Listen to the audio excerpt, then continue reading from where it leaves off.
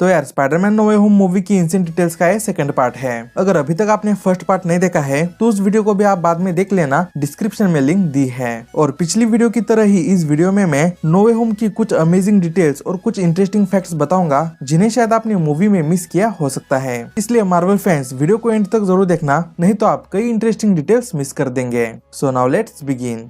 Number 1, movie में happy के apartment के सीन्स के दौरान मार्वल ने टोनी स्टार्क से रिलेटेड कई ईस्टर एग्स डाले हैं। जैसे कि इस सीन में पीटर फैब्रिकेटर मशीन पर से जब कपड़ा निकालता है तब यहाँ पर कोने में आयरन मैन की वही पेंटिंग रखी हुई थी जिसको टोनी अपनी दीवार पर लगा रहा था आयरन मैन 2 मूवी में। और फिर इस सीन में डॉक ऑक जब ऊपर जा रहे होते हैं तब यहाँ पर उनके पीछे एक पोस्टर होता है जिस पर वर्ल्ड एक्सपो लिखा है। तो यही सेम पोस्टर हावर्ड स्टार के पीछे भी था, हावर्ड के उस रिकॉर्डेड मैसेज में जिसको टोनी देख रहा था आयरन मैन 2 मूवी में। और यहाँ पर वर्ल्ड एक्सपो एक रेफरेंस है स्टार्क एक्सपो का, जिसको captain America the first Avenger और आयरन मैन 2 मूवी में दिखाया गया था। और फिर इस सीन में जब अचानक से पीटर किसी अनजान खतरे को सेंस करता है तब यहाँ पर उसके पीछे वही स्टार्क एक्सपो का मॉडल रखा हुआ था जिसको आयरन मैन 2 मूवी में दिखाया गया था और जिसकी हेल्प से टोनी ने न्यू एलिमेंट बनाया था। नंबर 2, स्पाइडरमैन और ग्रीन गॉब्लिन के फाइनल फाइट के दौरान स्पाइडरमैन बार बार गॉब्लिन के पैर पर अपनी वेब्स मार रहा था। तो दुश्मन के पैरों पर हमला करने की टिप टोनी ने दी थी स्पाइडरमैन को कैप्टन अमेरिका से लड़ने के लिए Captain America Civil War movie में। अच्छा लगा देख के कि पीटर को टोनी ने दी हुई टिप याद है।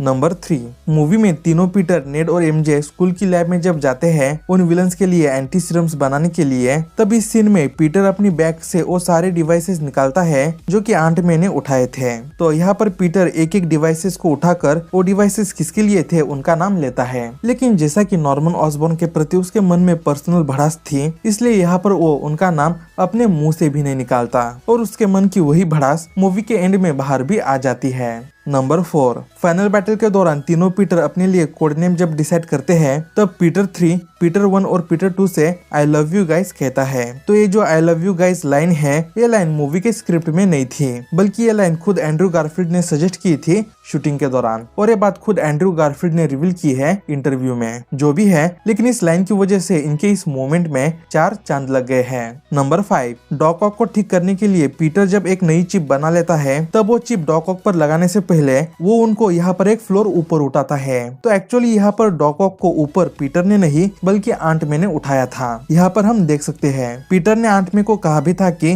डॉक ऑक को ऊपर उठाने के लिए, लेकिन उसकी बात बहुत ही फास्ट थी और ऊपर से सभी ऑडियंस की नजरें पीटर और डॉक ऑक पर थी, इसलिए कई लोगों ने ये चीज मिस की होगी। आपने ये बात मिस की थी या नहीं, कमेंट सेक्शन में जरूर बताना। नंबर 6, आंट मे गॉब्लिन सीरम का इस्तेमाल गॉब्लिन पर करती है लेकिन उसका गॉब्लिन पर कोई भी असर नहीं होता, और ऐसा इसलिए क्योंकि उस सीरम पर का काम कंप्लीट नहीं हुआ था। और इस बात का हिंट मूवी के उस सीन में दिया गया है जब नॉर्मन ऑसबॉर्न गॉब्लिन सीरम पर काम कर रहे थे। तब वहाँ पर फैब्रिकेटर मशीन पर हम देख सकते हैं कि नॉर्मन ऑसबॉर्न का इलाज करने वाले सीरम पर का काम कंप्लीट नहीं हुआ था। और इस सीन के और आंट में गॉब्लिन सीरम को मशीन से निकालती है, उस सीन के बीच ज्यादा समय नहीं बीता था कि उतने समय में वो सीरम कंप्लीट हो पाए, क्योंकि यह मशीन पर हम देख सकते हैं कि सिर्फ मैक्स डिलन यानी कि इलेक्ट्रो के इलाज करने के डिवाइस पर का काम कंप्लीट हुआ था। इसलिए ही इस सीन के ठीक बाद पीटर को मैक्स पर उस डिवाइस का इस्तेमाल करते हुए दिखाया जाता है और मैक्स का इलाज करने के दौरान ही पीटर का स्पाइडी सेंस टिंगल करता है और फिर नॉर्मन का गॉब्लिन रूप सबके सामने आता है, जिससे कि वहाँ पर टेंशन वाला माहौल बनने के बाद आंट में उस गॉब्लिन सीरम को मशीन से निकाल लेती है जो कि कंप्लीट नहीं हुआ था। नंबर 7,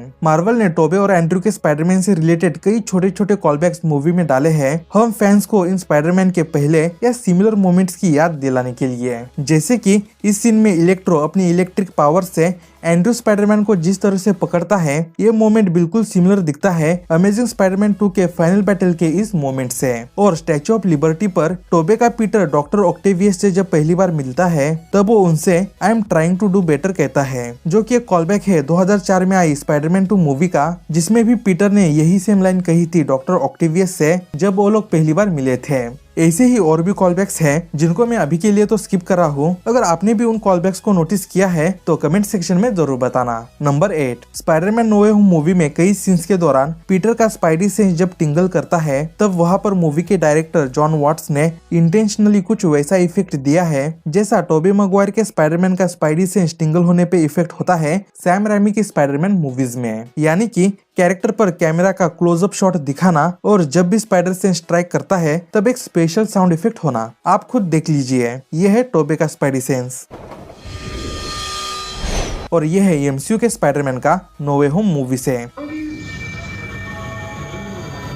तो डायरेक्टर जॉन वाट्स ने एकदम डिट्टो सेम इफेक्ट नहीं दिया है, जरा से खुद के मॉडिफिकेशंस किए हैं, लेकिन एमसीयू के स्पाइडरमैन के स्पाइडर सेंस को जरा वैसा इफेक्ट देके डायरेक्टर सैम रेमी ने जो टोबे के स्पाइडरमैन मूवीज में अपनी स्टाइल दी है, उस स्टाइल को उन्होंने एक विजुअल रेफरेंस दिया है सैम रेमी की स्पाइडरमैन मूवीज को ट्रिब्यूट देने के लिए। इसलिए एमसीयू के स्पाइडरमैन के स्पाइडर सेंस का ऐसा इफेक्ट आपको सिर्फ नो वे होम मूवी में ही देखने मिलेगा, इससे पहले नहीं। और इस मूवी के बाद का किसको पता। नंबर 9, मूवी में नॉर्मन ऑसबॉर्न ने पर्पल और ग्रीन कलर के कॉम्बिनेशन के कपड़े पहने हुए थे। तो पर्पल और ग्रीन कलर कॉमिक्स में ओरिजिनल ग्रीन गॉब्लिन का कलर है, इसलिए इनके कपड़ों का कलर एक रेफरेंस है कॉमिक्स के ग्रीन गॉब्लिन का।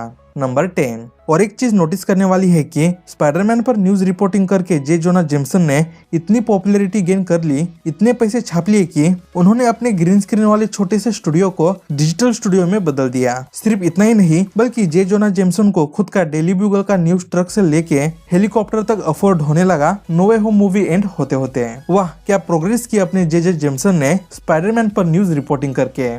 नंबर 11, मूवी के एंड में सैंडमैन और लिजर्ड ठीक होके जब वो अपने ह्यूमन फॉर्म में आते हैं, तब वहां पर उनके सीन के जो फुटेज है, उस फुटेज को मार्वल ने पहली स्पाइडरमैन मूवी से ही रीयूज किया है। पहले आप सैंडमैन के इस फुटेज का कंपैरिजन देखिए, ये नो वे होम मूवी से और स्पाइडरमैन 3 से। दोनों सीन्स काफी सिमिलर दिखते हैं, क्योंकि मार्वल ने सैम रेमी की स्पाइडरमैन 3 मूवी से सैंडमैन की इस फुटेज का ही जरा एंगल चेंज करके और उसमें थोड़ा सा और सीजीआई करके उसी फुटेज को रीयूज किया है यह Spiderman no way home movie में। और जब लिजर्ड भी ह्यूमन फॉर्म में ट्रांसफॉर्म होता है, तब इनका भी इस छोटे से सीन का फुटेज रीयूज किया गया है द अमेजिंग स्पाइडरमैन मूवी से, लेकिन यहाँ पर भी कैमरा एंगल्स का डिफरेंस है।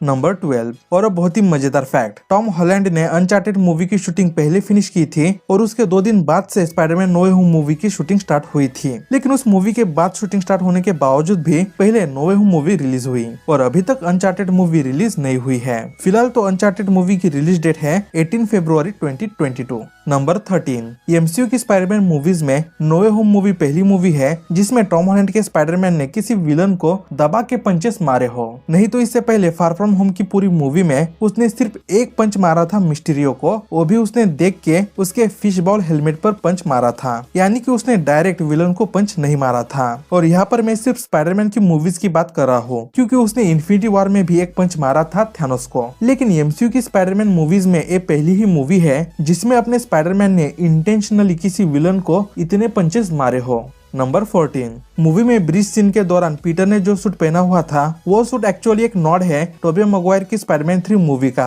क्योंकि ये सूट काफी सिमिलर है टोबे मैगवायर के पीटर के उस सूट से जो कि उसने स्पाइडरमैन 3 मूवी में पहना था जब वो एमजे से मिलने जा रहा था। लेकिन तब रास्ते में उस पर हैरी ऑसबॉर्न ने हमला कर दिया था और तब हैरी से लड़ते वक्त पीटर की आधी टाई कट गई थी और यहाँ डॉक ऑक से लड़ते वक्त एमसीयू के पीटर की भी आधी टाई कट जाती है। तो मार्वल ने इतनी सारी सिमिलैरिटीज जानबूझ के ही डाली है ईस्टर एग के तौर पर।